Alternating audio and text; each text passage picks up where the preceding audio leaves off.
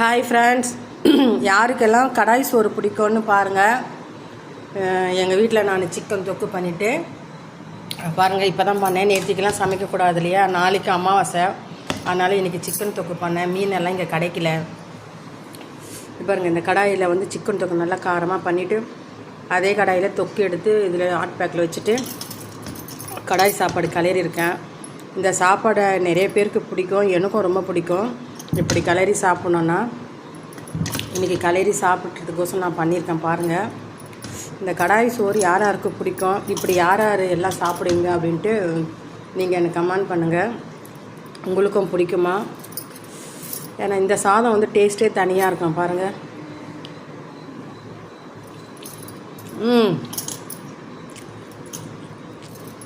செம்மையாக இருக்கும். டேஸ்ட்டே தனிங்க. நம்ம தட்டில் போட்டு சாப்பிட்றோன்னா அந்த டேஸ்ட்டு வேறு. இந்த கடாயில் வச்சு பரட்டி சாப்பிட்றோன்னா அது இன்னும் டேஸ்ட்டு. எப்பவும் சாப்பிட்றத விட கொஞ்சம் அதிகமாகவே சாப்பிடலாம்.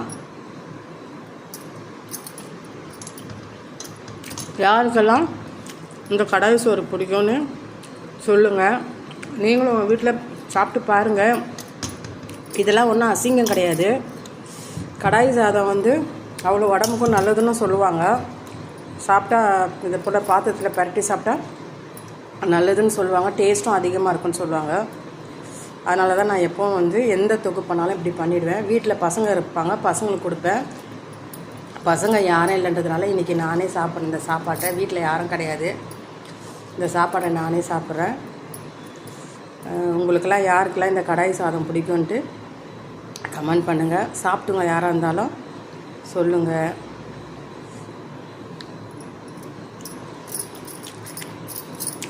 சாப்பிட சொல்ல டேஸ்ட் அவ்வளோ நல்லா இருக்கும்.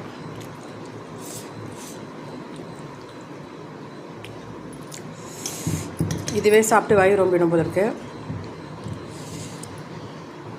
நீங்களும் உங்கள் வீட்டில் இதே போல் சமைச்சு கடாயில் பரட்டி சாப்பிட்டு பார்த்துட்டு அந்த டேஸ்ட்டு எப்படி இருக்குதுன்னு சொல்லுங்கள். அப்போ தெரியும் கடாய் சாதம்னா எவ்வளோ டேஸ்ட்டாக இருக்கும்னு சொல்லிட்டு. இந்த மாதிரி கறி குழம்பு, மீன் குழம்பு, கீரை, இந்த சாப்பாடெலாம் சூடு பண்ணி இப்படி பரட்டி சாப்பிட்டோமா செம்மையாக இருக்கும். நீங்களும் ட்ரை பண்ணி பாருங்கள், உங்களுக்கும் பிடிக்கும். எல்லாருக்கும் ஹாப்பி காணும் பொங்கல். சொந்தக்காரெல்லாம் போய் பார்த்துட்டு வாங்க, ஹாப்பியாக இருங்க. Bye friends.